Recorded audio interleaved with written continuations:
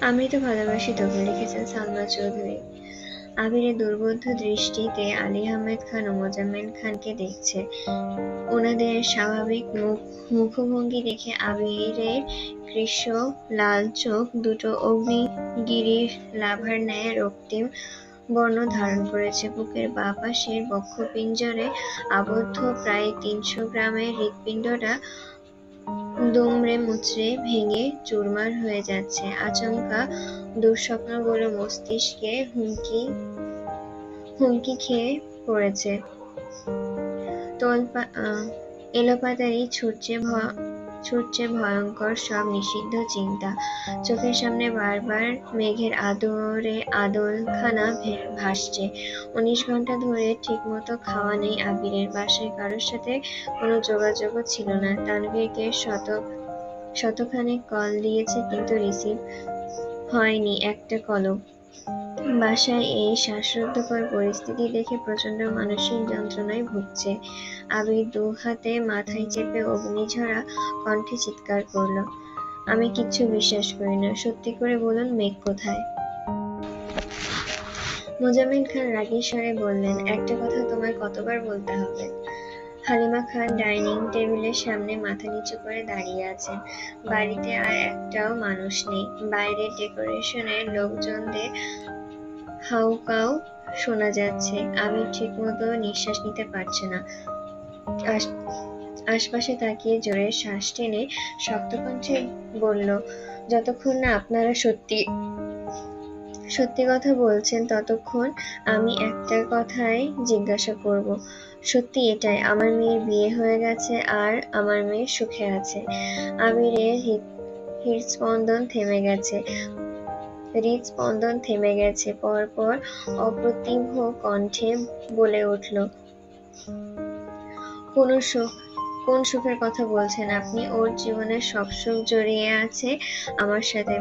মেঘ শুধু আমার, ওকে আমার থেকে কেউ আলাদা করতে পারবে না। আপনারা যে মিথ্যা নাটকটা সাজিয়েছেন, এই নাটকের মঞ্চ ভেঙে আমি আমার মেঘকে ঠিকই আমার করে নেব। মোজাম্মেল খান আর কিছু বললেন না। উনি সোফায় হেলান দিয়ে বসে আছেন। আলী আহমেদ খান গুরুভার কণ্ঠে বলে উঠলেন, কি সব আবোল-তাবোল কথা বলছো? তোমার মাথা নষ্ট হয়ে গেছে?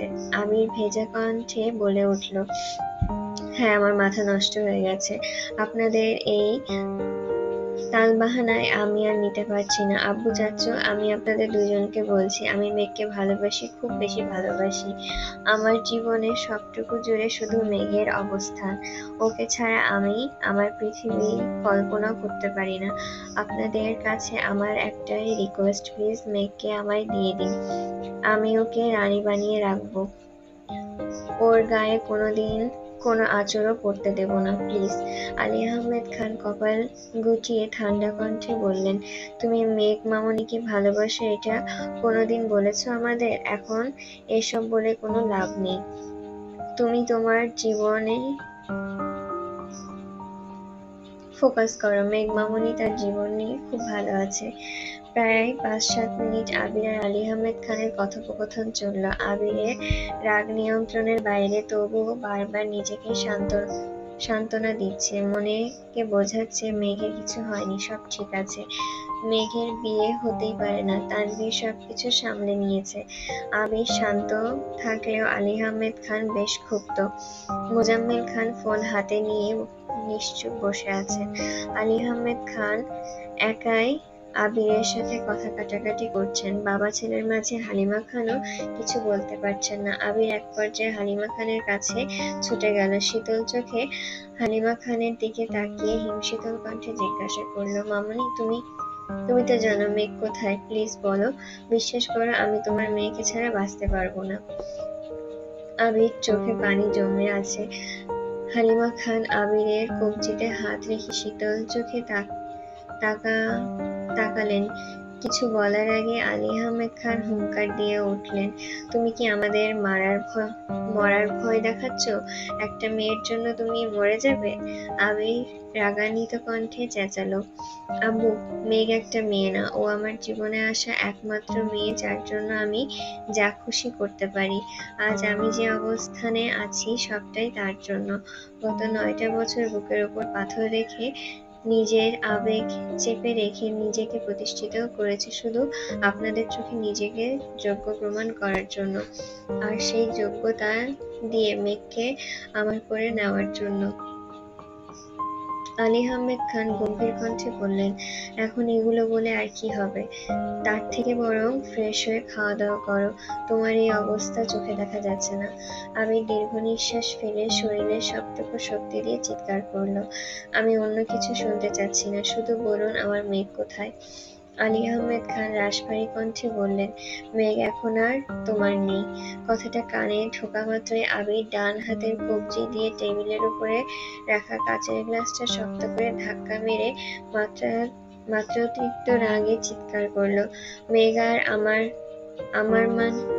মেঘ আমার মানে আমারই, আমৃত্যু মেঘ আমারই থাকবে। আবিরের শক্ত হাতের ধাক্কায় পানি ভর্তি কাচের জগ সাথে থাকা 2টা গ্লাস ফ্লোরে পড়ে ভেঙে চূর্ণ বিচূর্ণ হয়ে গেছে। আলী আহমেদ খান ঠান্ডা কণ্ঠে হুঙ্কার দিলেন, জিনিসপত্র ভাঙচুর করছো কেন? তুমি কি? আবিরের অগ্নিঝরা দুচোখ দেখে থেমে গেলেন স্বয়ং আলী আহমেদ খান। আবিরের হৃদয় ভেঙে চুরে তছনছ হয়ে যাচ্ছে। প্রথম দিকে বিষয়টা সেভাবে গুরুত্ব না দেয়নি আবির, কিন্তু আব্বু অনবরত অসন্তোষজনক কথায় আবির আর টিকতে পারছে না। গলা শুকিয়ে কাঠ হয়ে গেছে, গতকাল থেকে খাওয়া নেই, শরীরে তেমন জোরও পাচ্ছে না, ঠিক মতো কথা বলতে পারছে না।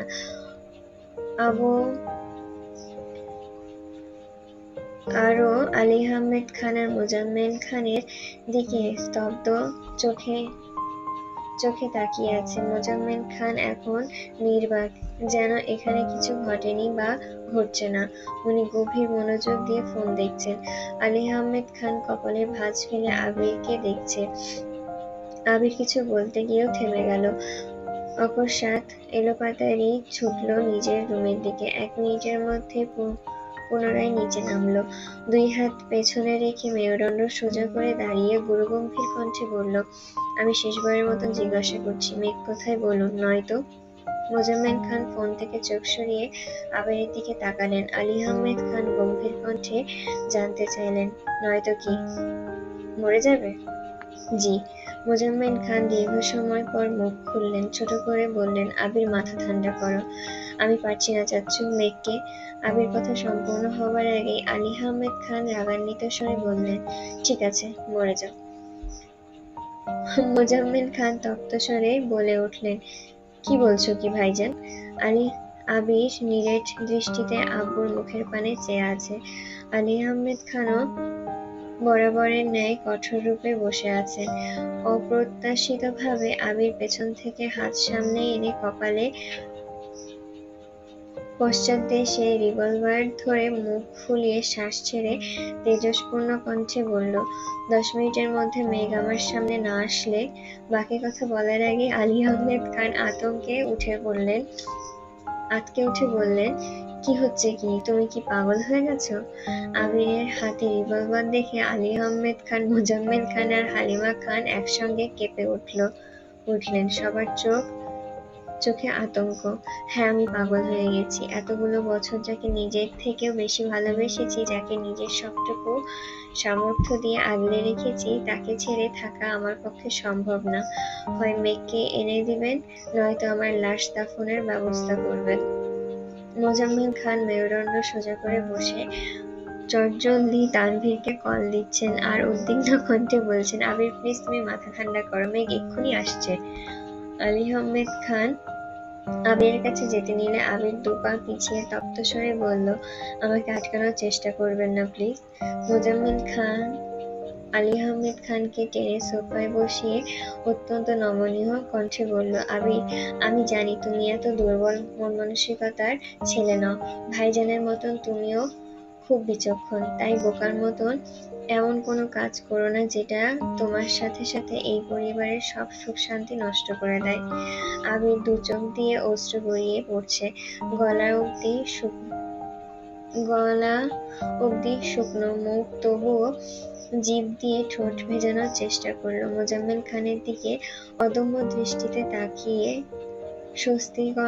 সুস্থির কণ্ঠে বলতে শুরু করলো, চাচু, আপনি আমাকে যতই চতুর ভাবুন না কেন, সত্যি এটাই আমি বড্ড বোকা। যখন 6 বছরের অবুঝ মেয়েটা আকুল কণ্ঠে আমায় বলেছিল কখনো আমায় ছেড়ে যেতে পারবে না, আমিও বোকার মতন তাকে ছুঁয়ে প্রমিস করেছিলাম, যাই হয়ে যাক না কেন আমি বেঁচে থাকতে কোনোদিনও ওকে ছেড়ে যাব না। আমি যদি বোকা না হতাম তাহলে সেই দিন ওকে প্রমিস করতাম না, আর আজ আপনাদের সামনে চিৎকার করে বলতামও না যে আমার ওকেই লাগবে। হয়তো আমার জীবনটা মেয়ে কেন্দ্রিক হতোই না, আর আমার জন্য আপনাদের এত বছরের ইতিহাস, ঐতিহ্য, মান সম্মানন এভাবে নষ্ট হতো না। আবির শ্বাস ছেড়ে আলী আহমেদ খানের দিকে তাকিয়ে বলতে শুরু করলো, আব্বু, আমি সত্যি দুঃখিত। আপনার মতন একদম বিচক্ষণ মানুষের সন্তান হয়ে আমি এত বোকা হয়েছি, নয়তো একটা মেয়ের জন্য নিজের জীবন দিতে একবার হলেও ভাবতাম। সবসময় আপনি বলে এসেছেন কখনো কাউকে কথা দিলে নিজের জীবন থাকা পর্যন্ত সেই কথা রাখার চেষ্টা করতে হয়। এই মোহে জর্জরিত আবিরের হৃদয় সেই মেঘকেই দেওয়া কথা রাখতে পারল না। আমার এই জীবন রাখার কোনো প্রশ্নই আসে না। আমি না হয় বোকা হয়েই পৃথিবীর মায়া ত্যাগ করব। আবিরের দুই চোখ বেয়ে স্বচ্ছন্দ গতিতে অশ্রু গড়িয়ে পড়ছে। আবিরের মুখের পানে তাকিয়ে হালিমা খানও নীরবে কাঁদছেন। আলী আহমেদ খান অবাক লোচনে ছেলের মুখের পানে চেয়ে আছেন। এই আবিরকে উনি চিনতে পারছেন না। বোধশক্তি হওয়ার পর থেকে আবিরকে কোনোদিনও এভাবে কাঁদতে দেখেননি তিনি।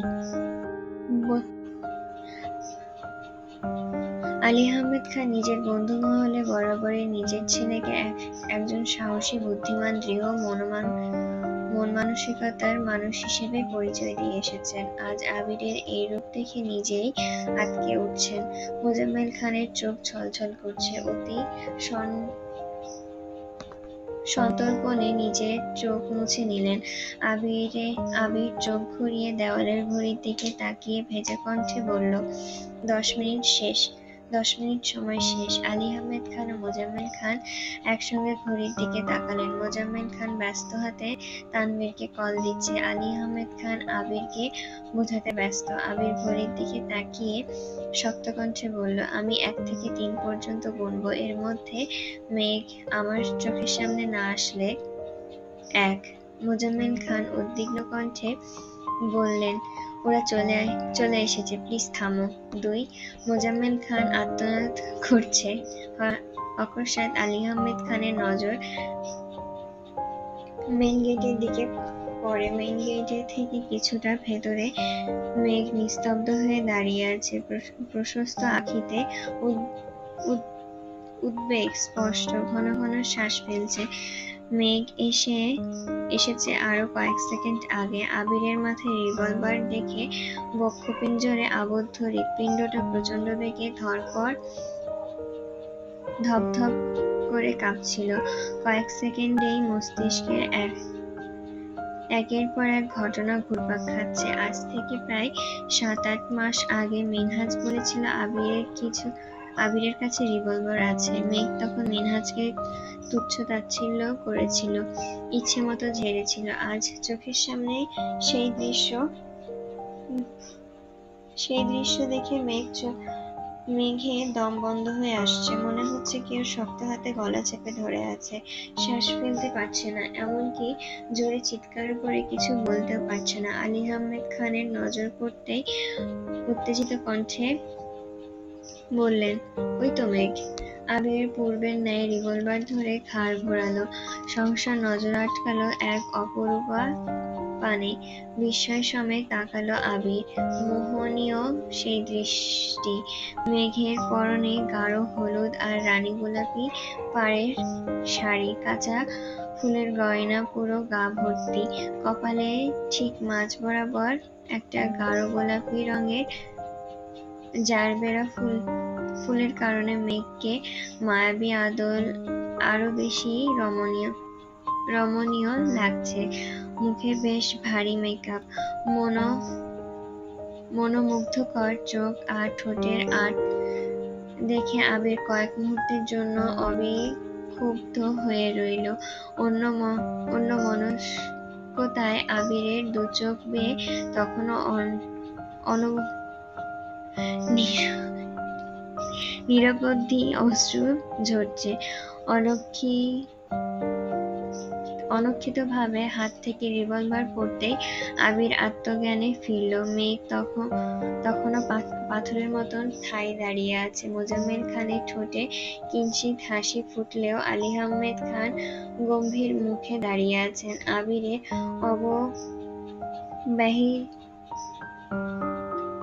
অববাহিতভাবে ছুটল। মেঘের ঠিক সামনে গিয়ে হাঁটুতে ভর ফেলে ধপ করে বসে পড়ল। অকস্মাৎ মেঘের পেট বরাবর বলিষ্ঠ হস্তে ঝাপটে ধরে উচ্চস্বরে কাঁদতে শুরু করল। আবিরের নিরন্তর কান্না দেখে মেঘ অসহায় দৃষ্টিতে তাকিয়ে আছে। পরপর আব্বু, বড় আব্বু আর ঘাড় ঘুরিয়ে আম্মুর পানে তাকালো। সকলেই নির্বাক চোখে তাকিয়ে আবিরের কান্না গভীরতা বোঝার চেষ্টা করছে। মেঘের ভেতরে চলমান তোলপাড় সামলে নিজেকে শান্ত করে চোখ নামিয়ে আবিরের পানে তাকিয়ে মোলায়েম হাতে আবিরের মাথা জড়িয়ে ধরল। মেঘের আদলের স্পর্শে আবির যেন কিছুটা স্বস্তি পেল। নিজের সর্বশক্তি দিয়ে মেঘকে আরো শক্ত করে জড়িয়ে ধরল। আবিরের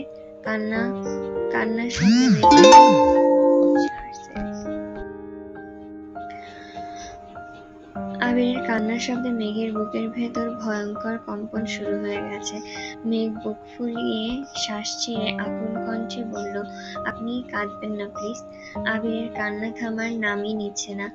গত 3-4 দিনের বুকের ভেতরে ঝড় চলছিল, সেই ঝড়ের সমাপ্তি ঘটেছে আজ। কাদম্বিনীকে দেখার প্রবল আকাঙ্ক্ষা, কণ্ঠ শোনার প্রখরতা, ছুঁয়ে দেখার উম্মেদ আবিরের অস্তিত্বকে উদ্যত করে তুলেছে।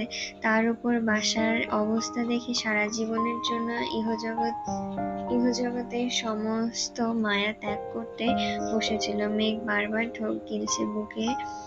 বুক খুঁড়ে কান্না বেরিয়ে আসার উপক্রম হলো। অকস্মাৎ তানভীর বাইক থেকে এসে মেঘের কাঁধে হাত রেখে উষ্ণ স্বরে বলল, চোখ বেয়ে যদি 1 ফোঁটা পানি পড়ে আর কিঞ্চিৎ মেকআপও নষ্ট হয় তাহলে তোর খবরই আছে। 2 ঘন্টা রাস্তায় বসে থেকে তোকে সাজিয়ে নিয়ে এসেছি। আমি কিন্তু আর পার্লার যেতে পারবো না। মেঘ তানভীরের মুখের পানে চেয়ে মৃদু হাসার চেষ্টা করলো। তানভীর সামনে গিয়ে সেই ফ্লোর থেকে রিভলভার উঠাতে যাবে অমনি আলী আহমেদ খান হুঙ্কার দিয়ে উঠলেন, এটা আমায় দাও। এইটুকু ছেলের হাতে এসব থাকতে নেই। আজ থেকে এটা আমার কাছেই থাকবে।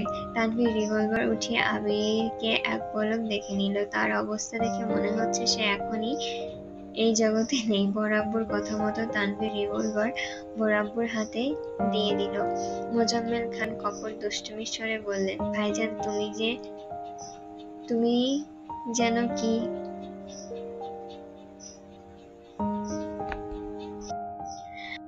ভাইজান তুমি যেন কেন কিনেছিলা? আর কত বছর বয়সে কিনেছিলা? আমি রাজনীতি করতাম, অনেকের সাথে শত্রুতা ছিল, তাই নিজের নিরাপত্তার জন্য কিনেছিলাম। যতই হোক সেটা বড় বিষয় না। মোজাম্মেল খান হেসে বললেন, তোমার নিরাপত্তার প্রয়োজন আছে, আর আমার মেয়ের জামাইয়ের কি নিরাপত্তার প্রয়োজন নেই? আমার একমাত্র মেয়েকে দিয়ে দিচ্ছি, নিরাপদে রাখতে না পারলে বোঝাবো পরে। তানভীর দুই ভাইয়ের কথা শুনে মুখ চেপে হাসছে। আবির তখনও মেঘকে জড়িয়ে বসে আছে। মোজাম্মেল খানের কণ্ঠে আমার জামাই শব্দটা কানে বাজতেই আবিরের কান্না কমে এসেছে। আলী আহমেদ খান চাপা স্বরে বললেন, আজই আমার ছেলেকে নিজের জামাই বলতে শুরু করে দিয়েছিস। মোজাম্মেল খান সশব্দে হেসে বললেন, আমার আরো আগে থেকে জামাই ডাকা উচিত ছিল, শুধুমাত্র তোমার মন খারাপ হবে বলে এতদিন ডাকিনি। চ্যালেঞ্জ তো সেই কবেই জিতে গিয়েছি আমি। আলী আহমেদ খান গুরুগম্ভীর কণ্ঠে বললেন, চ্যালেঞ্জে জিতেছিস বলেই তো এতদিন এত খোঁচা দিয়েছিস আমায়, আর আমি চুপচাপ সহ্য করেছি। কিন্তু তোকে আমি আগেই বলেছিলাম, চ্যালেঞ্জে তুই জিতলেও আমি হার মানব না। দেখে নিলি তো, আমি হার মানিনি, আর মানবও না। আর একটা কথা, খুশি হইতেছিস হো, তাতে আমার কোনো আপত্তি নেই, কিন্তু আমাকে আর খোঁচাতে আসবি না। দোয়া করব যেন তোর জিত হারে পরিণত হয়। আলী আহমেদ খান পুনরায় গিয়ে সোফায় বসলেন। মোজাম্মেল খান পেছন পেছন যেতে যেতে শোধালেন, তুমি কি বলছো ভাইজান, বুঝিয়ে বলো। তানভীর কিছু বলতে যাবে, তখনই মিম, আদি, আইরিন, আরিফ, জান্নাত, আসিফদের হইচই শুনতে পেল। আকলিমা খান, মাহমুদা খান, ইকবাল খান একসঙ্গে বাসায় ঢুকেন। ইকবাল খান প্রথমে ঢুকে আবির মেঘকে দেখেই গলা খাকারি দিয়ে বললেন, আবির, আশেপাশে ছোট ভাই বোনরা আছে। মিমদের হই হল্লোর শব্দ কানে ঢুকতেই আবির মেঘকে ছেড়ে সোজা হয়ে দাঁড়ালো। জান্নাত, আসিফ, আরিফ মিটিমিটি আসছে। তারাও যে দেখেছে চোখ মুখের ইশারায় সেটা বোঝা যাচ্ছে।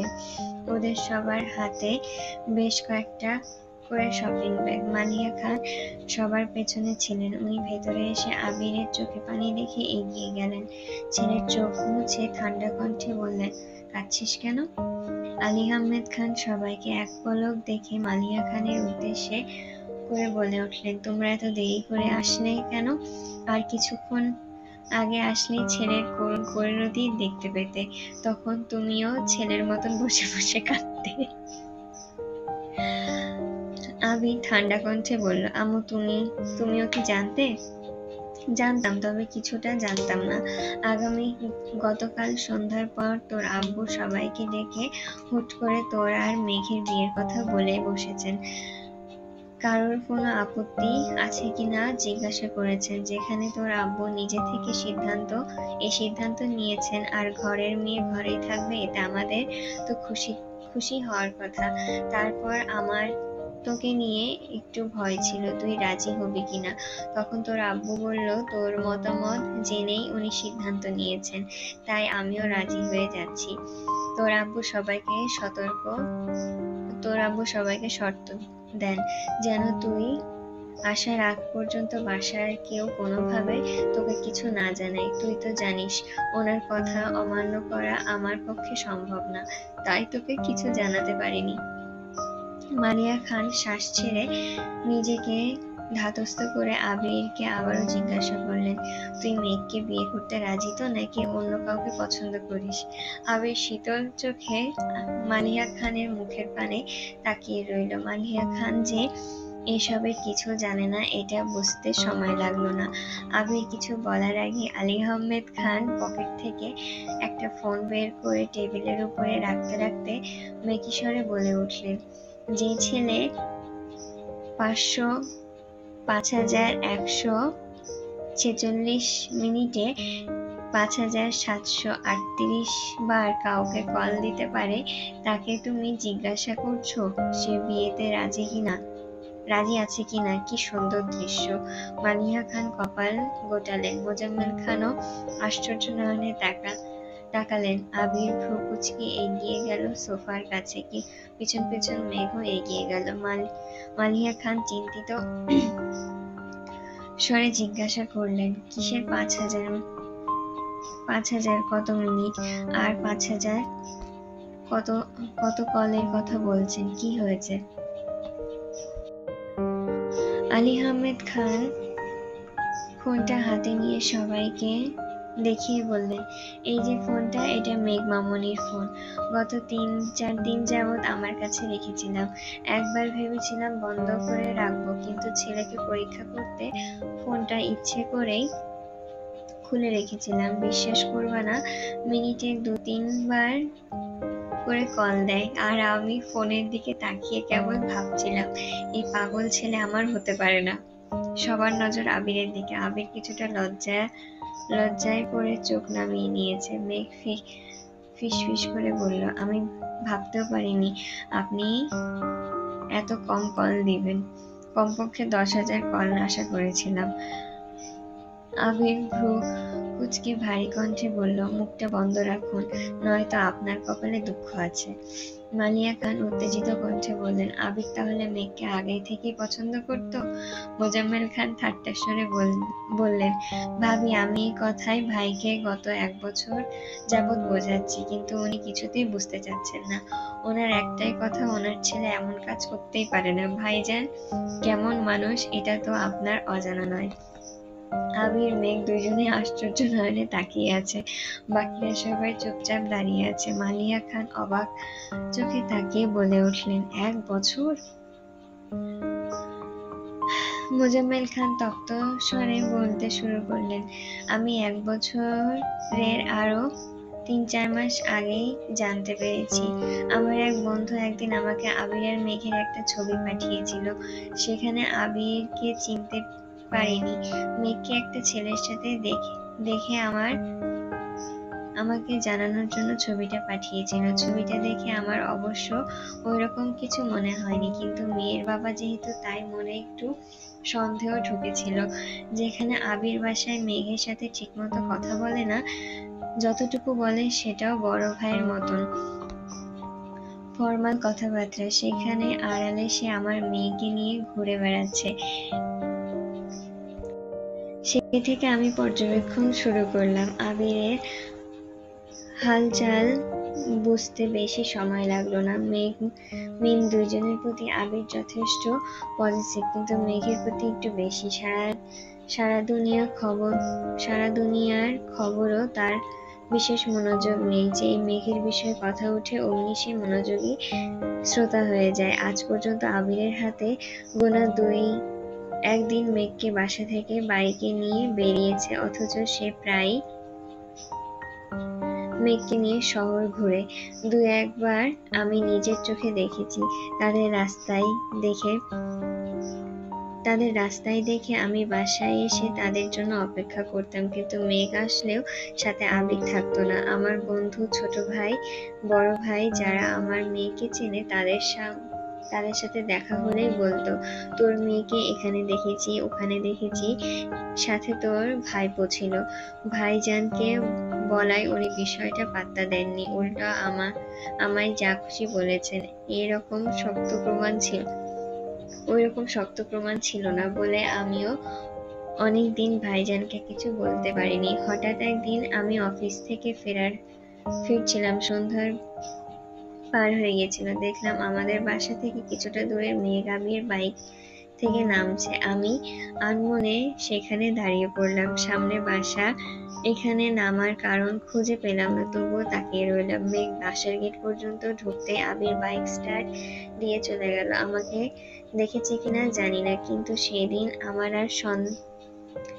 আমি আমার সন্দেহের সত্যি প্রমাণ পেয়ে গেলাম। বাধ্য হয়ে ভাইজানকে বিস্তারিত ঘটনা খুলে বললাম, কিন্তু উনি পূর্বের ন্যায় একই আচরণ করলেন। ওনার চোখে ওনার ছেলে নিষ্পাপ। ওনার একটাই কথা, আবির এমন ছেলেই না। আলী আহমেদ খান এবার ঠান্ডা কণ্ঠে বলতে শুরু করলো, কিন্তু আমি ভুল ছিলাম। আমি আবিরকে চিনতে বা বুঝতে ভুল করেছিলাম। আবিরের এত বছর আবিরের এত বছর বয়সে আমি কোনোদিনও কোনো বিষয়ে তাকে নিষেধাজ্ঞা দিইনি। রাজনীতি নিয়ে নিষেধ করেছিলাম, কিন্তু সেটা আমার নিষেধাজ্ঞা ছিল না। আমি আবিরকে সবটা বুঝিয়ে বলেছিলাম, তারপর সে নিজেই ছেড়ে দিয়েছিল। দেশের বাইরে গিয়ে তার ইচ্ছায় দেশে এসেছে, তার ইচ্ছায়। বাইক কেনা, বিজনেস স্টার্ট করা, ব্যাংক থেকে টাকা তোলা, এছাড়া বাকি যা কিছু করেছে তার কোনো কিছুতেই আমি আবিরকে নিষেধাজ্ঞা দেইনি। আমি শুধু কারণ জানতে চেয়েছি। কোনো কিছু করতে বারণ করলেও কোনো বারণ কি সবসময়, সেটা বোঝাতে চেয়েছিলাম। কিন্তু হঠাৎ কোনো কারণে রাগ দেখালেও অফিসে বসে চা খেতে খেতে ছেলেকে ঠান্ডা মাথায় সব বুঝিয়ে বলতাম। এগুলো তোমরা জানো? না, জানো না। ছেলের বয়স 20-25 বা তার উপরে গেলেই বাবা ছেলের সম্পর্কে বিশাল ফাটল ধরে যায়। সেই ফাটলের কেন হয় তা জানা নেই আমাদের সম্পর্কে। আমি সেই ফাটলটা ধরাতে চাইনি। আমি সবসময় একজন দায়িত্বশীল, নিষ্ঠাবান আর ভালো বাবা হওয়ার চেষ্টা করতাম। আমি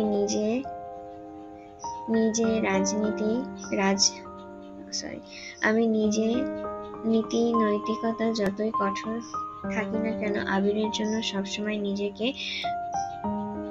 নিজের বেস্টটাই করেছি। আমার ছেলে আমাকে তার বন্ধু ভাববে, তার মনের কথা বলবে, কাউকে ভালো লাগার কথা আমাকে জানাবে। আমি কি সেটা আশা করতে পারি না? আবিরের যত যা প্রয়োজন ছিল সে নির্দ্বিধায় চেয়েছে, তাহলে মেঘকে কেন চাইতে পারলো না? আমার ছেলের ভালোবাসার কথা অন্য কারোর মুখে কেন শুনতে হলো আমায়? আমার বারবার মনে হতো আবির মেঘকে পছন্দ করলে নির্দ্বিধায় আমাকে বলবে। আমি আমার জায়গায় কনফিডেন্ট ছিলাম। এটা কি আমার ভুল ছিল? মাহমুদা খান, মালিহা খান, হালিমা খান সবাই নিশ্চুপ। মেঘ মাথা নিচু করে দাঁড়িয়ে আছে। আবির কণ্ঠ দ্বিগুণ ভারী করে বলতে শুরু করলো, সরি আব্বু, আপনি আমার জায়গাতে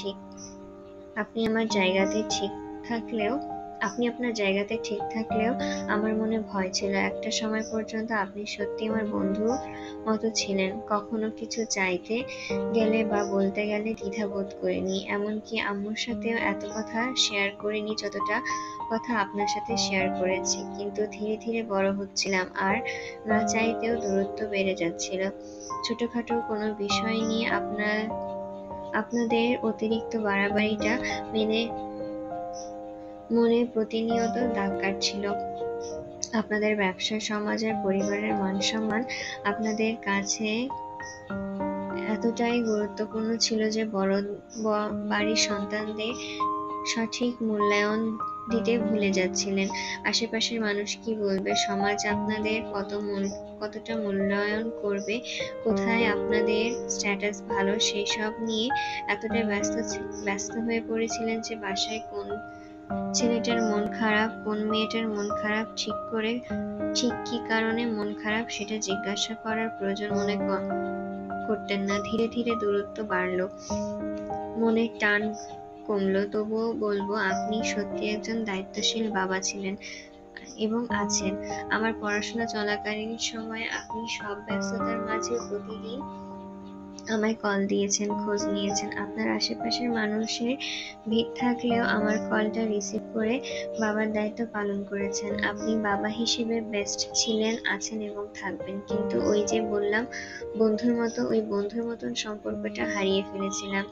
মন খুলে কিছু বলতে ভয় পেতাম, তবুও সাহস নিয়ে নিজেকে গোছাচ্ছিলাম। বাসায় মেয়েকে বিয়ের প্রস্তাব দেওয়ার জন্য যতটা সম্ভব মানসিক প্রস্তুতি নিচ্ছিলাম। হঠাৎ দেশে ফেরার 1 বছর আগে অনাকাঙ্ক্ষিতভাবে ফুপ্পির সাথে আমার পরিচয় হলো। ফুপ্পি সম্পর্কে, এই বাসার নিয়ম নীতি সম্পর্কে বিস্তারিত জেনে আমি দিশে হারিয়ে ফেলেছিলাম। কি করব কিছুই বুঝতে পারছিলাম না। যেখানে একমাত্র বোনের ভালোবাসার সম্পর্ক মেনে না নিয়ে 27 বছর সম্পর্ক ছিন্ন রাখতে পারবেন, সেখানে আমি কে? আপনার নিয়ম নীতি আর মান সম্মানের জন্য আপনি সব করতে পারেন। মেঘকে না জোর করে আমার থেকে আলাদা করে দেন এই ভয়ে বাসায় ফিরে মেঘের কথা আপনাদের বলা তো দূরের থাক, মেঘের সাথে ঠিকমতো কথা বলতে সাহস পেতাম না। মেঘের থেকে নিজেকে গুটিয়ে রাখতাম। ওর চোখে চোখ রাখতে পারতাম না। প্রতিনিয়তই ভয় হতো আপনাদের নিয়ম নীতির ভিড়ে এই বুঝি আমি ওকে হারিয়ে ফেললাম। আলী আহমেদ খান গম্ভীর কণ্ঠে বললেন, তার মানে তোমার ফুপ্পির সাথে তোমার আগে থেকে পরিচয় ছিল? অবশ্য এটা আমি আগেই সন্দেহ করেছিলাম। রাকিব তোমার বেস্ট ফ্রেন্ড, তার বোনকে তানভীরের মাধ্যমে বাসায় এনেছো। রাকিবের বোনের বিয়ের খবর তোমার অজানা থাকার কথা না। আর সেখানে তার শ্বশুর শাশুড়ির সাথে পরিচয় হওয়াটাও অস্বাভাবিক কিছু না। কিন্তু আমি সেসব ভেবে ভয়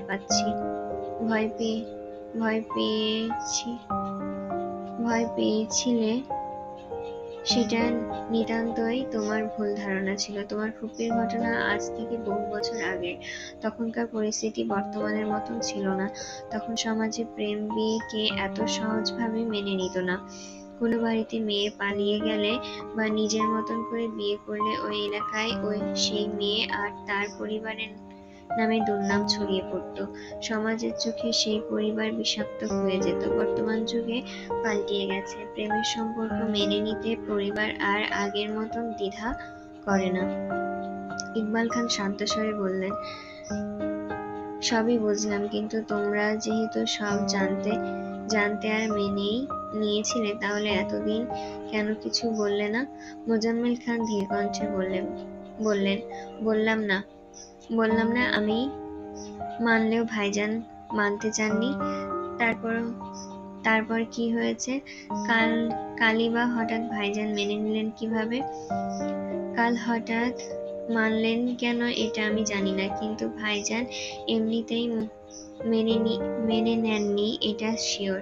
1 বছর আগে আমি যখন ভাইজানকে বিস্তারিত বলেছিলাম তখন ভাইজান বিশ্বাস করেননি। তখন আমি বলেছিলাম যেন আবিরকে উনি পরীক্ষা করেন। আবিরকে বিয়ের কথা বললে আবির কিভাবে রিয়্যাক্ট করে সেটা বুঝতে চাইছিলাম।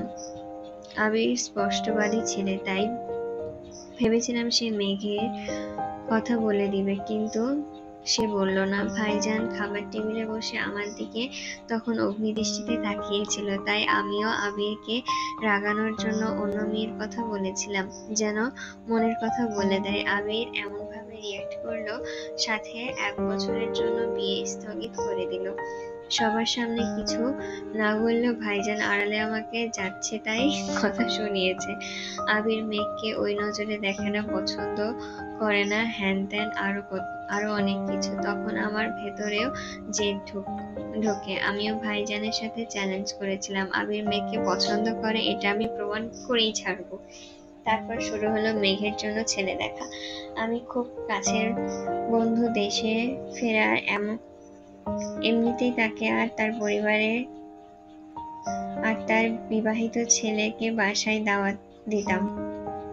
আবিরকে শুনিয়ে বললাম মেঘকে দেখতে আসবে। ভেবেছিলাম আবির রিয়্যাক্ট করবে, কিন্তু না, আবির কোনো প্রকার রিয়্যাক্ট করলো না, মুখ ফুটে কিছু বললো না। তানভীর একাই রাগারাগি করলো। ভাইজানের সামনে আবারও প্রমাণ হয়ে গেল আমি ভুল, উনি ঠিক। ভাইজানের কাছে ভুল প্রমাণিত হলেও বিকেলে যখন বন্ধু আর তার ছেলে বাসায় না আসায় আমি আমার সত্যতার প্রমাণ পেয়েছিলাম। দ্বিতীয়বার তানভীর আবিরকে না জানিয়ে ছেলে আনার সিদ্ধান্ত নেই। সেইবারও আবির কোনো না কোনো ভাবে খবর পেয়ে গিয়েছিল। হয়তো খবরটা বাসা থেকে কেউ দিয়েছিল। তখন ভাইজান আমাকে বলেছিল আমি ছেলে বাসায় এনে তারপর যেন ওনাকে জানাই। ওনার কথা আসল মিনিং এটাই ছিল। মেঘের বিয়ে ভাঙার ব্যাপারটা আমি শুধু আবিরকে সন্দেহ করছি। আবির সেসব কিছু জানে না। পারলে ওনার সামনে প্রমাণ করতাম, নয়তো আবিরকে দোষারোপ না করতে, দোষারোপ না করতে। আমিও সেই কথা মাথায় রেখে ছেলে নিয়ে বাসায় আসলাম। হুট করে আবির বাসায় এসে চিৎকার করলো, নিজের ভালোবাসার কথা প্রকাশ না করে উল্টো 6 মাসে বিয়ের বন্দর হুমকি দিল। আমি মেনে নিয়েছিলাম, কারণ আমি সেই দিন জিতে গিয়েছিলাম। ভাইজানের সামনে প্রমাণ করে দিয়েছিলাম মেঘের প্রতি আবিরের অন্যরকম টান আছে। কিন্তু ভাইজান মানতে পারলেন না। উনি আমার কাছে হেরে গেছেন এটা উনি মানতে পারছিলেন না। আমি জেতার খুশি সহ্য করতে না পেরে ভাইজান আবিরের উপর ইচ্ছেমতো রাগ ঝাড়লেন। আবিরও রাগ করে বাসা থেকে চলে গেল। 2-3 দিন পর ভাইজানের রাগ কিছুটা কমেছে। তখন নিজের হার মেনে নিয়ে আবিরকে বাসায় আনার চেষ্টা করেছেন। তবে এটা ঠিক, ভাইজান বহুবার চেষ্টা করেছেন আবির যেন মেঘের কথা ভাইজানকে জানায়। তার জন্য ভাবিকে দিয়েও চেষ্টা করেছেন। আবির বাইরে যাওয়ার আগের দিন সকালেও ভাইজান আবিরকে জিজ্ঞাসা করেছেন আবির কিছু বলতে চায় কিনা, কিন্তু আবির কিছু না বলে চলে গিয়েছিল। এদিকে ভাইজান নিজের হার মন থেকে মানতে পারছিলেন না, তাই প্রতিনিয়ত আমার সাথে ফোঁস করতেন। খানবাড়িতে খানিকটা নিস্তব্ধতা বিরাজমান। সবাই এতক্ষণ আশ্চর্য নয়নে তাকিয়ে মোজাম্মেল খানের কথাগুলো শুনছিল। মেঘ আবিরের মুখের পানে স্থির দৃষ্টিতে চেয়ে আছে, কিন্তু আবিরের অভিব্যক্তি ঠিক বোঝা যাচ্ছে না। ইকবাল খান আর মোজাম্মেল খান টুকটাক কথা বলছেন, বাকিরা চুপচাপ দাঁড়িয়ে আছে। ডেকোরেটরের জন্য আসা 3-4 জন ছেলে প্রয়োজনীয় জিনিসপত্র নিয়ে ছাদে যাচ্ছে। সিঁড়ির কাছাকাছি যেতে আলী আহমেদ খান হুঙ্কার দিলেন, তোমাদের আর কতক্ষণ লাগবে? বাসায় মেহমান আসার সময় হয়ে গেছে, অথচ তোমাদের কাজই শেষ হচ্ছে না। বেশি সময় লাগবে না আঙ্কেল, এই কথা সকাল থেকে শুনে আসছি। এমন তাড়াহুড়োতে কাজ করছো যে বিয়ের বাড়িকে পুরো স্বাধীনতা দিবসে সাজিয়ে ফেলেছো। শুধু লাল সবুজ দিয়ে কেউ বিয়ে বাড়ি সাজায়? সরি আঙ্কেল, সত্যি বলতে তাড়াহুড়ো করতে গিয়ে আগে চেক করতে মনে ছিল না।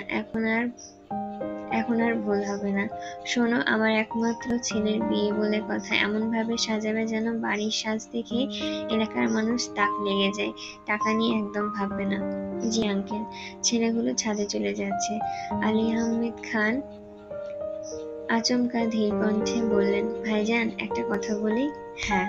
মোজাম্মেল খান শীতল কণ্ঠে বললেন, আমি 1 বছর যাবৎ ওদের বিয়ের কথা বলছি, তবুও তুমি রাজি হলে না। হঠাৎ কি এমন হলো যে তুমি হুট করে বিয়ের সিদ্ধান্ত নিলে, তাও আবার আগামীকালই বিয়ে?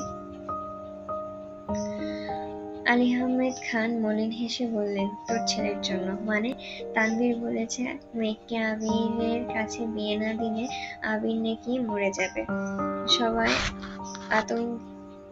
আতঙ্কে আবিরের দিকে তাকালো, অথচ আবির রক্তিম চোখে তানভীরের দিকে তাকিয়ে দাঁতে দাঁত চেপে রাগান্বিত কণ্ঠে বলল, শালা মরে যাওয়ার কথা বলতে বলেছি তোকে?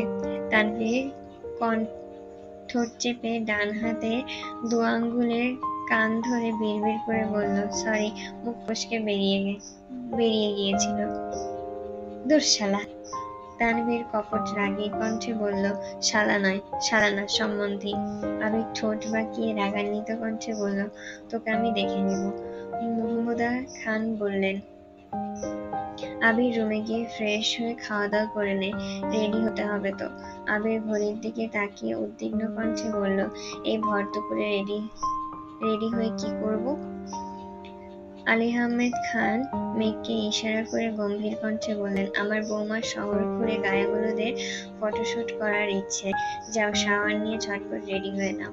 আবির মেঘের দিকে একবার তাকালো, পরপর সবার দিকে এক নজর তাকিয়ে আচমকা মেঘকে কোলে তুলে নিল। আলী আহমেদ খান সহ উপস্থিত সবাই আঁতকে উঠল। মেঘ অস্পষ্ট গলায় আর্তনাদ করে উঠল। আলী আহমেদ খান তপ্ত স্বরে বললেন, তোমাকে রুমে গিয়ে শাওয়ার নিতে বলেছি, তুমি ওকে কোলে তুলে নিচ্ছ কেন? আবির রাশভারী কণ্ঠে বলল, আমি আপনাদের কাউকে বিশ্বাস করি না। ভরসা রাখতে কোন ভরসায় রেখে যাব এখানে? যদি আবার লুকিয়ে ফেলেন, আমি আর কোনো রিস্ক নিতে পারবো না। সরি। আবির মেঘকে কোলে নিয়ে নিরুদ্বেগ ভঙ্গিতে সিঁড়ি দিয়ে উঠছে। আবির হাত দিয়ে মুখ চেপে হাসছে। আলী আহমেদ খান, মোজাম্মেল খান, ইকবাল খান স্তব্ধ চোখে সেই দিকে তাকিয়ে আছে। বাড়ির মহিলারাও থ মেরে দাঁড়িয়ে আছে। 3 দিন আগে সন্ধ্যার অনেক পরে আলী আহমেদ খানের অফিসে নিজের কেবিনে বসে কাজ করছিলেন। মোজাম্মেল খান আজ অফিসে আসেননি। আবির সিফাতের উপর রাগ করে দুপুরের দিকে অফিস থেকে চলে গেছে। ইকবাল খান সন্ধ্যার পর্যন্ত ছিলেন। হঠাৎ বাসা থেকে কল এসেছে, বাজার নিয়ে যেতে হবে, তাই উনিও সন্ধ্যার দিকে চলে গেছেন। সিফাত কাজ শেষ করে অনেকক্ষণ এমনিতেই বসে বসে আলী আহমেদ খানের সাথে গল্প করছিলেন। রাত বেশি হয়, সিফাতকেও ছুটি দিয়ে দিয়েছেন। সিফাত অফিস থেকে বের হওয়ার 10 মিনিটের মধ্যেই রাকিব আর রাসেল আলী আহমেদ খানের কেবিনের সামনে উপস্থিত হলো। রাকিব সালাম দিয়ে মৃদু স্বরে বলল, আঙ্কেল, ভেতরে আসতে পারি? আলী আহমেদ খান কপালে ভাঁজ ফেলে বললেন, আরে রাকিব যে, আসো, ভেতরে আসো। রাসেলকে খানিক দেখে কিছুটা চিন্তিত স্বরে জানতে চাইলেন, কি ব্যাপার, তোমরা হঠাৎ আমার কাছে কি মনে করে? রাকিব পেছন ঘুরে কিছুটা তপ্ত স্বরে ডাকলো, এ তানভীর, ভেতরে আয়। তানভীর গুটি গুটি পায়ে রুমে এসে মাথা নিচু করে দাঁড়ালো। রাকিবদের সাথে তানভীরকে দেখে আলী আহমেদ খান একটু বেশি অবাক হলেন। তানভীরের দিকে তাকিয়ে গুরুভার কণ্ঠে শোধালেন, কি হয়েছে? রাকিব শ্বাস ছেড়ে বুকে সাহস নিয়ে বললেন, আঙ্কেল, আপনার কাছে একটা রিকোয়েস্ট ছিল। বলো। প্লিজ, না করবেন না। ঠিক আছে, বলো। রাসেল এবার সাহস করে বলল, আঙ্কেল, আবির একজনকে খুব বেশি পছন্দ করে, তাকে বিয়ে করতে চায়। এখন আপনার সমর্থন প্রয়োজন, আর প্লিজ না করবেন না। আলী আহমেদ খান রাগী স্বরে বললেন, আবির তোমাদের পাঠিয়েছে? তানভীর চটজলদি উত্তর দিল, না না, ভাইয়া কিছু জানে না, আমরা নিজে থেকে এসেছি। রাকিব ঠান্ডা কণ্ঠে বলতে শুরু করলো, আঙ্কেল, এখানে আসার ব্যাপারটা আবিরকে আমরা কিছুই জানাইনি। আবির জানলে কখনো আসতে দিত না, কিন্তু চোখের সামনে আবিরের এত কষ্ট দেখে আমাদের সহ্য করতে কষ্ট হয়। আবির আপনাকে খুব সম্মান করে, শুধুমাত্র আপনাদের কথা ভেবে নিজের মনের আবেগ প্রকাশ করতে পারে না। সত্যি বলতে, আবির মেঘকে অনেক বেশি ভালোবাসে, মেঘকে বিয়ে করতে চায়, কিন্তু আপনারা রাজি হবেন কিনা সেই ভয়ে এতদিন আপনাদের কিছু করতে পারছিল না, আর না মেঘকে কিছু বলছে। এখন মেঘ আবিরকে পছন্দ করে। আপনি ওদের সম্পর্কটা প্লিজ মেনে নিন। এখন আমি কি করতে পারি? আবির আজ বাসায় নিজের মনের কথা জানাবে, মানে মেঘকে বিয়ে করার কথা বলবে। আপনি প্লিজ রাজি হয়ে যাবেন। একমাত্র আপনি বললে বাসার সবাই মেনে নিবে। যদি আমি মেনে না নিই তখন? রাকিব আঁতকে উঠে বলল, আঙ্কেল, এমন কিছু করবেন না প্লিজ। কেন করব না? আমার ছেলের জন্য বউ খোঁজার অধিকার কি আমার নেই? সে নিজে কিছু বলতে সাহস পাচ্ছে না বলে তোমাদের পাঠিয়েছে, আর তোমরাও আমাকে মানাতে চলে এসেছো। শোনো, তোমাদের বন্ধুকে বলে দিও আমি ওর সম্পর্ক মানব না। তানভীর ভ্রু কুঁচকে প্রশ্ন করলো, কেন মানবেন না বড় আব্বু? আমার ইচ্ছে আমি আমার ছেলেকে দেখে শুনে বিয়ে করাবো। তোমার কোনো আপত্তি আছে? জি। কি? বনু আর ভাইয়া দুজনকে ভালোবাসে, সেখানে অন্য কাউকে দেখার প্রশ্নই আসে না। তাছাড়া আপনি ভাইয়ার জন্য অন্য কোনো মেয়ে দেখলেও বিশেষ কোনো লাভ হবে না, কারণ ভাইয়া আমার বোনকে ছাড়া কারোর দিকে তাকিয়েও দেখবে না। আলী আহমেদ খান গম্ভীর কণ্ঠে বললেন, তানভীর, তুমি কি জানো না খানবাড়িতে প্রেম নিষেধ? নিষিদ্ধ? প্রেম নিষিদ্ধ বলে ভাইয়া বোনের সাথে প্রেম করার চিন্তা করছে না, সরাসরি বিয়ের সিদ্ধান্ত নিয়েছে। আপনি কি চান না ভাইয়া ভালো থাকুক? হ্যাঁ চাই, কিন্তু আমার নিয়ম নীতি ভেঙে নয়। তানভীর রাগে ফোঁস করে বলে ফেলল। কোন নিয়ম নীতি ভাঙার কথা বলছেন? যে নিয়ম নীতি সন্তানের খুশি সহ্য করতে পারে না, সেই নিয়ম নীতি চিরতরে ভেঙে দেওয়া উচিত। আপনাদের নিয়ম নীতি কি সন্তানের জীবনের চেয়েও বেশি দামি? মানে? তানভীর চুপ হয়ে গেছে। আলী আহমেদ খান পুনরায় বললেন, কি বলতে চাচ্ছ? তানভীর গম্ভীর কণ্ঠে বলল, মেঘকে না পেলে ভাইয়া সুসাইড করবে। আলী আহমেদ খান বসা থেকে দাঁড়িয়ে চিৎকার করে উঠল, হোয়াট? রাকিব শান্ত। রাকিব শীতল কণ্ঠে বলল, জি আঙ্কেল। আর বিষয়টা এখন মজার জায়গাতেও নেই। আবিরের সাথে আমি পার্সোনালি অনেকবার কথা বলেছি, তার ঘুরিয়ে ফিরে এই একটাই কথা। প্রায় 30 মিনিটের মতন তানভীর, রাসেল, রাকিব আর আলী আহমেদ খানের আলাপ আলোচনা চলল। একদম শেষ পর্যায়ে আলী আহমেদ খান শর্ত সাপেক্ষে আবিরের সম্পর্কটা মোটামুটি ভাবে মেনে নিয়েছেন। রাকিবদের রাকিবদের বিদায় দিয়ে তানভীরের সাথে আরো প্রায় 40 মিনিটের মতন কথা বলেছেন। সেখানে বসে আবিরকে রাজশাহী পাঠানোর পরিকল্পনা করেছেন। আবিরকে একেবারের বাসে উঠিয়ে তারপর মাহমুদা খানের সাথে দেখা করতে যান। ওনার সাথে আলোচনা শেষ করে আলী আহমেদ খান বাসায় ফিরে সরাসরি মেঘের রুমে যান। মেঘ তখন বিছানায় বসে বসে আবিরের দেওয়া আংটিটা দেখছিল আর আনমনে কত কি ভাবছিল। হঠাৎ আলী আহমেদ খান রুমে ঢুকতেই মেঘ থতমত খেয়ে হাত পেছনে লুকানোর চেষ্টা করলো, কিন্তু আলী আহমেদ খান হুঙ্কারের সঙ্গে সঙ্গে হাত সামনে এনে আংটি দেখাতে বাধ্য হলো। আলী আহমেদ খান গুরুভার কণ্ঠে জিজ্ঞাসা করলেন, তুমি আবিরকে ভালোবাসো? মেঘ অবাক লোচনে তাকিয়ে আলী আহমেদ খানের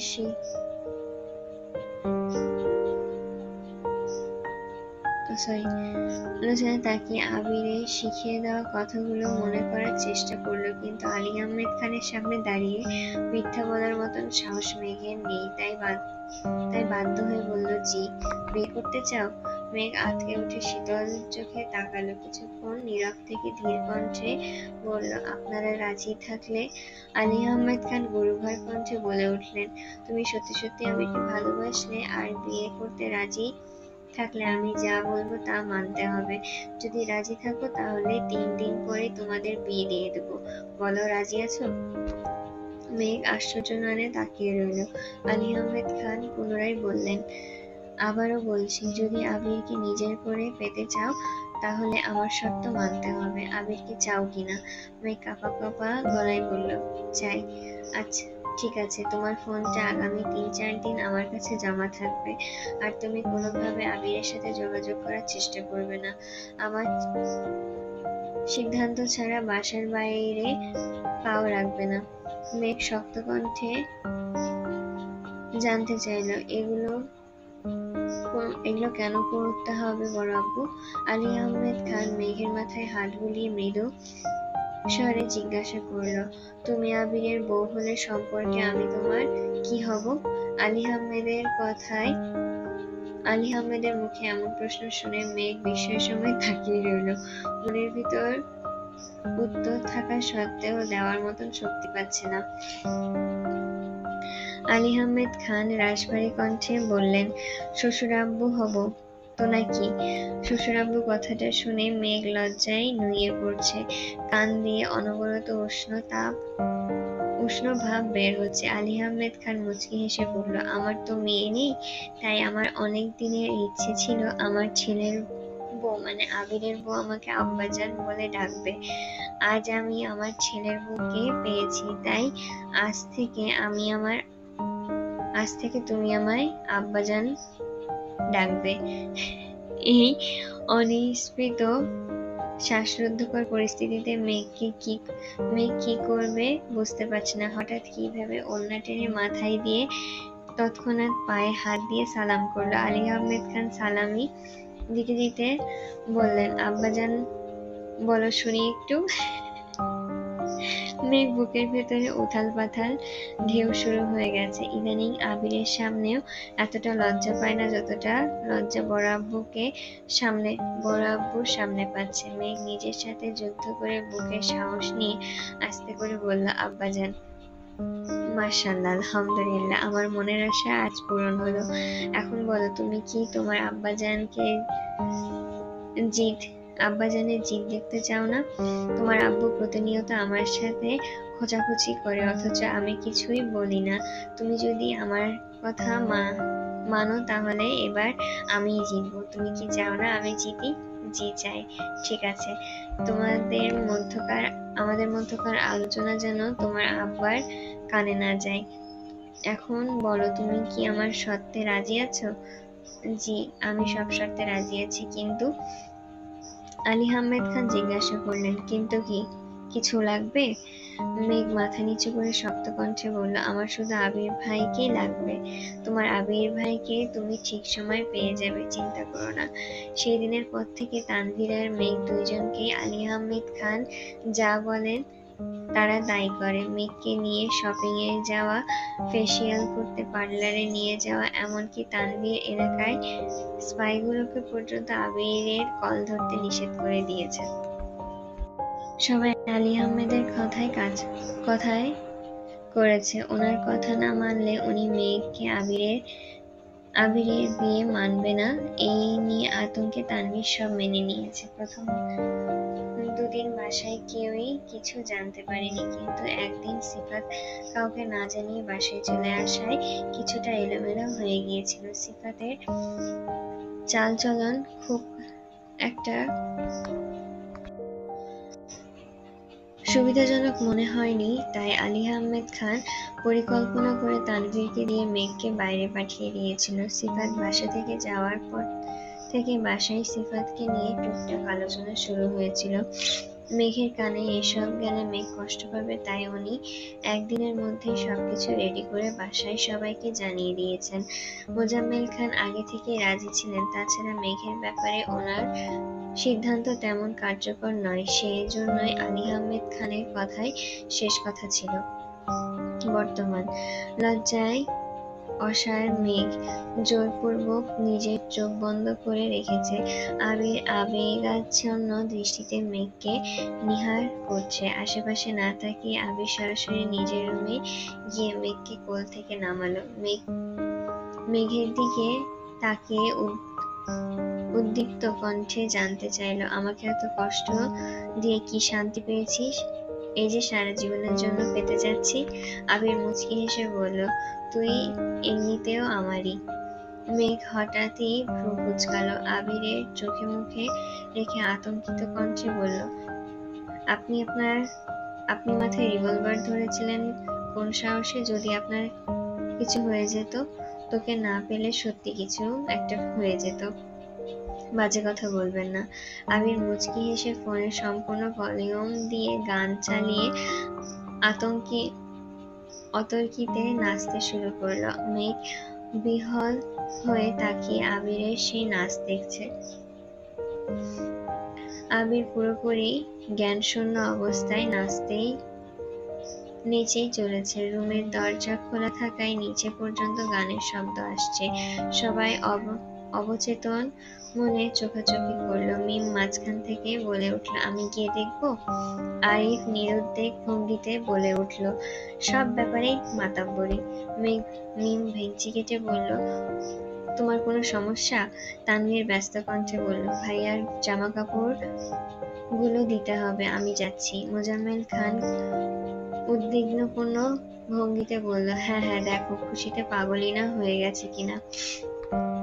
তানভীর মৃদু হেসে ছুটল নিজের রুম থেকে আবিরের রুমে জামা কাপড় নিয়ে আবিরের রুমের দরজায় এসেই থমকালো। আবিরকে এলোপাতাড়ি নাচতে দেখে সহসা পকেট থেকে ফোন বের করে ভিডিও অন করলো। মেঘ এক কর্নারে দাঁড়িয়ে হাত দিয়ে মুখ চেপে নির্বিকার চোখে আবিরের তৃপ্ত আদলের দিকে তাকিয়ে আছে।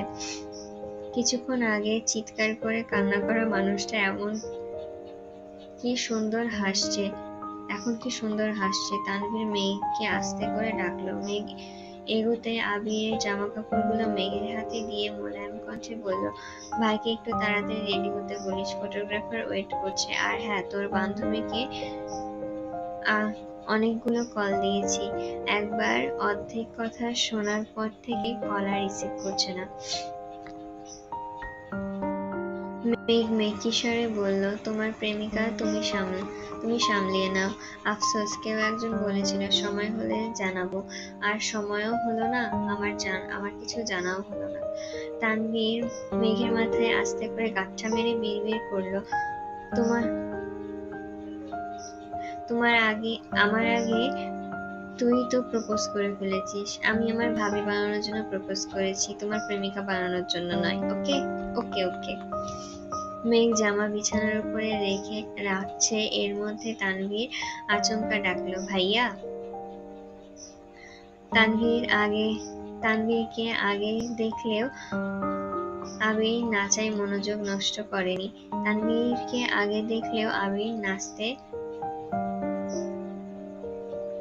নাচের মনোযোগ নষ্ট করেনি।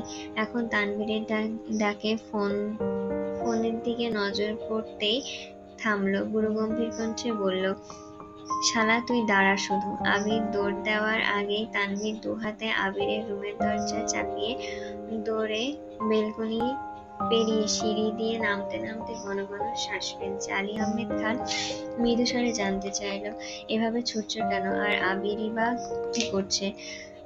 তানভীর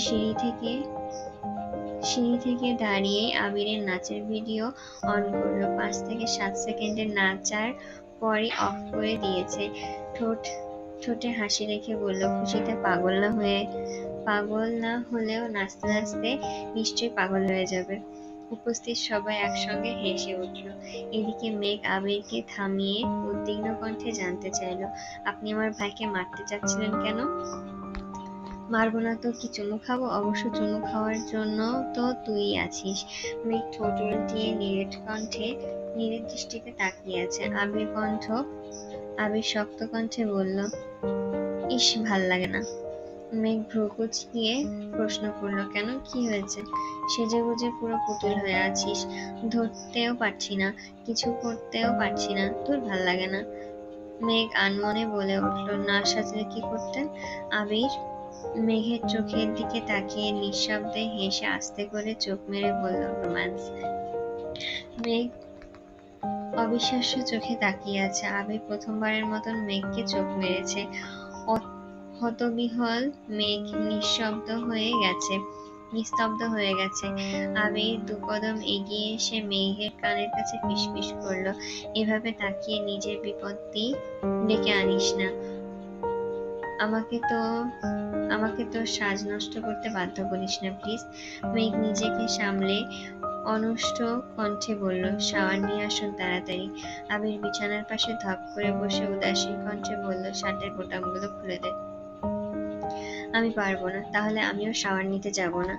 আবির ভ্রু নাচালো। মেঘ কপালের কয়েক স্তর ভাঁজ ফেলে এগিয়ে এসে শার্টের বোতাম খুলতে খুলতে বলল, আপনি বড্ড জ্বালাচ্ছেন। আবির ঠোঁট ভিজিয়ে নরম স্বরে বলল, পাগলকে উস্কাবে আর তার পাগলামি সহ্য করবে না, তা কি করে হয় সোনা? সোনা শব্দটা শুনে মেঘ থ মেরে দাঁড়িয়ে আছে। পরপর দ্রুত গতিতে সব বোতাম খুলে দিয়ে গম্ভীর কণ্ঠে বলল, শেষ, তাড়াতাড়ি যান। আবির মুচকি হেসে টাওয়াল নিয়ে ওয়াশরুমে যেতে যেতে রাগী কণ্ঠে বলল, রুম থেকে বের হলে আমি কিন্তু বিয়ে করব না। মেঘ রাগী চোখে তাকিয়ে আবির ঠান্ডা কণ্ঠে বলে উঠল, এত কিউট করে সেজে এভাবে তাকাস কেন? যাচ্ছি তো। আবির ওয়াশরুমে ঢুকে গেছে। মেঘ বিছানায় এক কোণে বসে আনমনে হাসছে। আজকে আবির ভাই যেন আগাগোড়া ভিন্ন। কথায় কথায় লজ্জা দেওয়া যেন তার একমাত্র কাজ। নিজের লজ্জায় মেঘের গালে দেওয়া গোলাপি ব্লাশ এখন টকটকে লাল দেখাচ্ছে। মেঘ আবিরের হলুদের পাঞ্জাবিটা দেখছে। গায়ে হলুদের পুরো শপিং তানভীর একাই করেছে, যদিও আবিরের পছন্দের বাইরে কিছুই কেনা হয়নি। আবিরের যে রঙের পাঞ্জাবি পরার ইচ্ছে, মেঘকে যে রঙের শাড়ি পরানোর ইচ্ছে ছিল আর ঠিক যেভাবে সাজানোর ইচ্ছে ছিল, তানভীর সেভাবেই সবটা করেছে। আপাতত বাইরের ফটোশুট হবে, সন্ধ্যার পর মেইন প্রোগ্রাম শুরু হবে। তখন এর জন্য লেহেঙ্গা কিনে রেখেছে। আবির কিছুক্ষণের মধ্যে কোমরে টাওয়াল জড়িয়ে বেরিয়ে এসেছে। লাজুক মেঘ এক পলক দেখে লজ্জায় সেই যে মাথা নিচু করেছে আর চোখ তুলে তাকাতে পারছে না। আবির আরেকটা শুকনো টাওয়াল দিয়ে মাথা মুছতে মুছতে স্বাভাবিক কণ্ঠে জানতে চাইল, কোথায় ছবি তুলবি? মেঘ এক নাগাড়ে অনেকগুলো জায়গার নাম বলল। আবির প্রশস্ত নেত্রে তাকিয়ে প্রশ্ন করল, এই 3 দিন কি শুধু জায়গা ঠিক করেছিস? হ্যাঁ। আবির আস্তে করে বলল, এখন পাঞ্জাবিটা পরিয়ে দেন। মেঘ আবারও ঠোঁট উল্টালো। আবির সঙ্গে সঙ্গে বলল, যত দেরি করবি তত কম ছবি তুলতে পারবি। এই আমি বলে রাখলাম, শ্বশুরের সাথে মিলে জামাইকে কষ্ট দেওয়া না, এর প্রতিশোধ আমি কড়াই গন্ডায় ফেরত নিব। মেঘ ধীর গতিতে পাঞ্জাবির বোতাম খুলছে আর মনে মনে আবিরকে বকছে, বেয়াদব বেহাইয়া বেটা। অকস্মাৎ কেউ একজন দরজায় ডাকলো। মেঘ দরজার দিকে তাকিয়ে উচ্চস্বরে বলল, দরজা খোলা আছে। দরজা খুলতেই মালার গম্ভীর মুখ ভেসে উঠল। আবির মালাকে দেখে তড়িৎ বেগে বিছানার উপরে রেখে দেওয়া টাওয়ালটা টেনে নিজের গায়ে ঠেকে ফেলল। আবিরের ঝড়ের গতিতে গা ঢাকা দেখে মালা ঠোঁট পাকালো। মেঘ মালাকে দেখে হাসি মুখে বলল, কেমন আছেন? ভালো। মেঘ পুনরায় বলল, ভেতরে আসুন। আবির এবার শক্ত কণ্ঠে মেঘকে বলল, পাঞ্জাবি কি পরিয়ে দিবি? মালা আবিরকে এক নজর দেখে রাশভারী কণ্ঠে বলল, অসময়ে বিরক্ত করার জন্য দুঃখিত। ফুপিরা তোমাদের ডাকছে, এটাই বলতে এসেছিলাম। ধন্যবাদ। আব্বুকে গিয়ে বল একটু সময় লাগবে, আর যাওয়ার আগে দরজাটা চাপিয়ে রেখে যা। মালা দাঁতে দাঁত চেপে দুহাতে ঠাস করে দরজা বন্ধ করেছে। উচ্চ শব্দে আবির মেঘ দুজনেই চোখ বন্ধ করে ফেলেছে। মেঘ চোখ খুলে শান্ত কণ্ঠে বলল, আপুর সাথে এভাবে কথা বলা ঠিক হয়নি আপনার। ঠিক বেঠিক আমি বুঝি না, আমাকে বোঝাতে হবে না ম্যাডাম। এই মালা আমাকে খুব জ্বালাচ্ছে, শুধুমাত্র আব্বুর ভয়ে এতদিন বাড়াবাড়ি করিনি, নয়তো মালাকে অনেক আগেই শায়েস্তা করে ফেলতাম। মেঘ কেবল মুচকি হাসল, কিছু বলার প্রয়োজন মনে করল না। আবির রেডি হয়ে মেঘকে নিয়ে নিচে নামছে। আবিরের মামা বাড়ির সবাই ইতিমধ্যে চলে এসেছে। মেঘের মামা বাড়ির মানুষ এখনো আসেনি। মাইশা আপুর লাস্ট মাস চলছে, কিছুদিনের মধ্যে ডেলিভারি, তাই উনি আজ আসতে পারেননি। শরীর সুস্থ থাকলে বিয়ে বা বৌভাতে অন্ততপক্ষে আসবেন। আবির মামা মামিদের সাথে কথা শেষ করে বাসা থেকে বের হলো। বাসার সামনে তানভীর দেওয়ালে হেলানা দিয়ে দাঁড়িয়ে বন্যাকে একাধারে কল দিয়েই যাচ্ছে। আবির আচমকা আবিরের এক হাত পেছনে চেপে ধরে রাগান্বিত কণ্ঠে বলল, শালা তুই আব্বুর কাছে গিয়েছিলি কোন সাহসে? মেঘকে আতঙ্কিত কণ্ঠে বলল, প্লিজ ভাইয়াকে ছাড়ুন। তানভীর ব্যথায় আর্তনাদ করতে করতে তপ্ত স্বরে বলল, আমাকে মেরে লাভ নেই, আমি না গেলে আজকে এই স্পেশাল দিনটা পেতেই না। তানভীরকে ছেড়ে আবির উদ্বিগ্ন কণ্ঠে শোধালো, আমরা মানে আর কে গিয়েছিল? রাকিব ভাইয়া, রাসেল ভাইয়া। হারামির দল। ওই দিন আমাকে ফেলে আসার কারণ এটাই ছিল তোদের সব কয়টাকে দেখে নিব, শুধু কয়েকটা দিন যাক। এর মধ্যে সাকিব এসেছে। এক দৌড়ে এসে আবিরকে জড়িয়ে ধরে উত্তেজিত কণ্ঠে বলল, ভাইয়া ফাইনালি আমি তোমাদের বিয়ে খেতে এসেছি, ভাবতে পারছি না। সাকিব আচমকা ঘাড় কাত করে আহ্লাদী কণ্ঠে বলল, হাই ভাবি, হাই। আবির আর চোখে তানভীরের দিকে তাকালো। তানভীর বন্যাকে কলের পর কল দিচ্ছে দেখে আবির মৃদুস্বরে বলল, যতই চেষ্টা করো আমার রেকর্ড ভাঙতে পারো যতই চেষ্টা কর আমার রেকর্ড ভাঙতে পারবি না। রেকর্ড ভাঙার কোনো ইচ্ছে নেই আমার। আপাতত মেয়েটার রাগটা কমলেই চলবে। আবির রাশভারী কণ্ঠে বলল, এসব বাদ দিয়ে বিকেলে সোজা ওদের বাসায় যাবি। ওর আব্বু আম্মু বোনকে দাওয়াত দিবি, সাথে করে বন্যা আর তার ভাইকে নিয়ে আসবি। মেঘ, মিম, আরিফ, আইরিন, শাকিব, তানভীর আর আবির ফটোশুট করতে বেরিয়েছে। সাথে ক্যামেরাম্যান তো আছেই। সবাই হাসি খুশিতে থাকলেও আরিফ আর মিমকে একটু পর পর ঝগড়া লেগে যাচ্ছে। একবার তানভীর আর একবার আইরিন আটকে আটকে রাখছে। ফটোশুটের লাস্ট দিকে তানভীর ওদের থেকে বিদায় নিয়ে বন্যার বাসায় এসেছে। সাথে দুইটা কার্ডও নিয়ে এসেছে। একটা নর্মাল দাওয়াতের কার্ড, অন্যটা বন্যার জন্য স্পেশাল ভাবে বানানো। যদিও প্ল্যানটা মেঘই দিয়েছে। তানভীর বাসায় ঢুকতেই বন্যার বড় বোনের সাথে দেখা। তানভীর কে দেখে মোলায়েম কণ্ঠে বলল, কেমন আছো ভাইয়া? আলহামদুলিল্লাহ ভালো।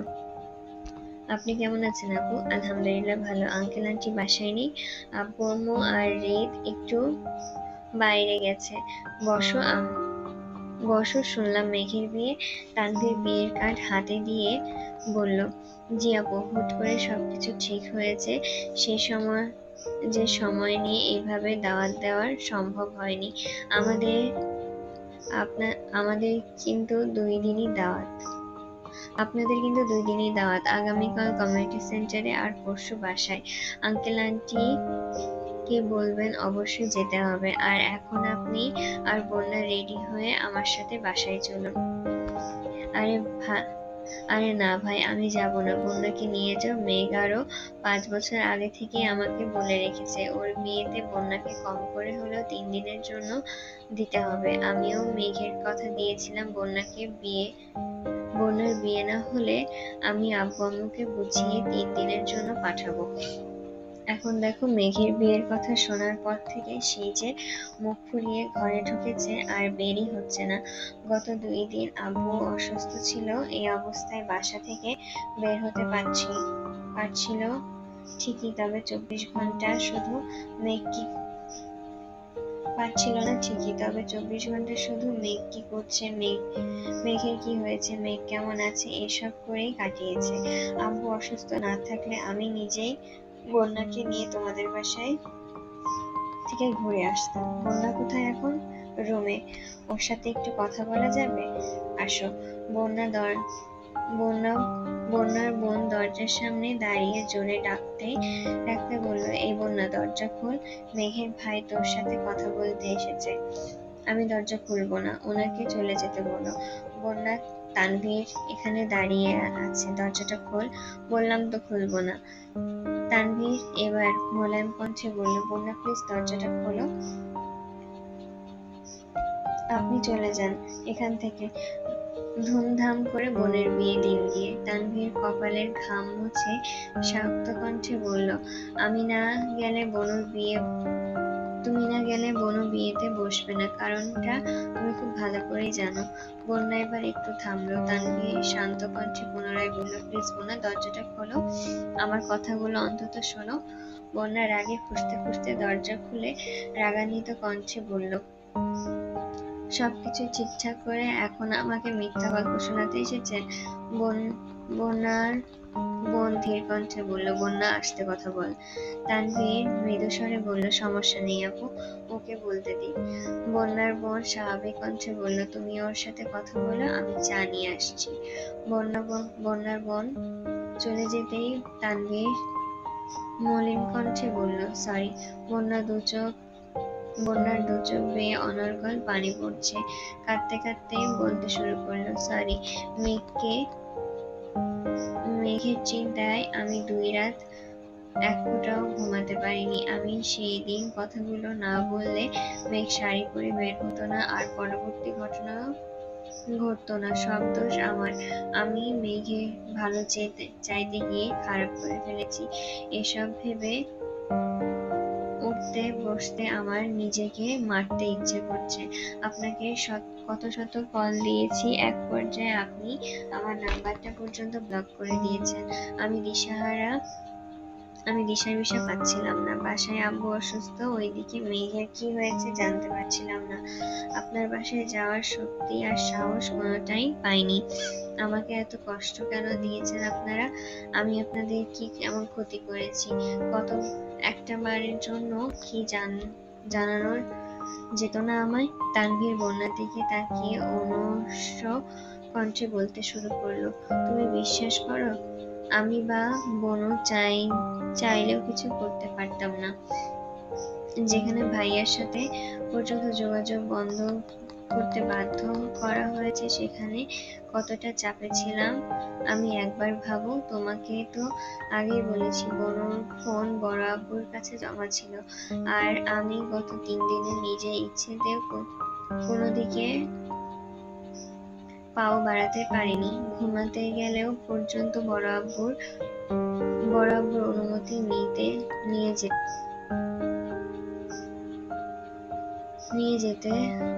যেতে হয়েছে। আমাকে এমনভাবে ট্রিট করা হয়েছে, যদি আমি কোনোভাবে ভাইয়ার সাথে বা কারোর সাথে ভাইয়ার বিষয় নিয়ে কথা বলি তাহলে বিয়ে বাতিল। একজন মানুষ যদি 10 মিনিট, 20 মিনিট, 30 মিনিট অন্তর অন্তর কল দিয়ে কাজের অর্ডার দেয় আর সেই কাজ হয়েছে কিনা সেটা প্রমাণ পর্যন্ত চাই, ওই অবস্থায় আমি কিভাবে কি করতে পারতাম বলো? তোমাকে বাসা থেকে বের করে যে 2টা কথা বলবো এতটুকু সময় আর সুযোগও আমাকে দেওয়া হয়নি। শুধু আমি না, রাকিব ভাইয়া, রাসেল ভাইয়াও থ্রেডের উপরে ছিল। বিভিন্ন প্রয়োজনে বড় আব্বুর সামনে দাঁড়িয়ে একে তাকে কল দিতে হচ্ছিল। সেখানে বারবার তোমার কল আসাটা বিপজ্জনক। একবার ভাবো কতটা বিপজ্জনক, একবার ভাবো তোমার কল আসা। আচ্ছা আমি সত্যিই দুঃখিত, এখন প্লিজ চলো। তানভীর বন্যার জন্য আনা স্পেশাল কার্ডটা বন্যাকে দিল। বন্যা কার্ডটা ভালোভাবে পরখ করে চোখ মুছে চাপা স্বরে বলল, আমি যাব, তবে শুধুমাত্র মেঘের জন্য। তানভীর মুচকি হেসে বলল, ধন্যবাদ। মেঘ ফোঁস করে উঠল, ধন্যবাদ দিতে হবে না, আপনার সাথে আমার কোনো কথা নেই। তানভীর মনমরা হয়ে বলল, আমি কি দোষ করেছি?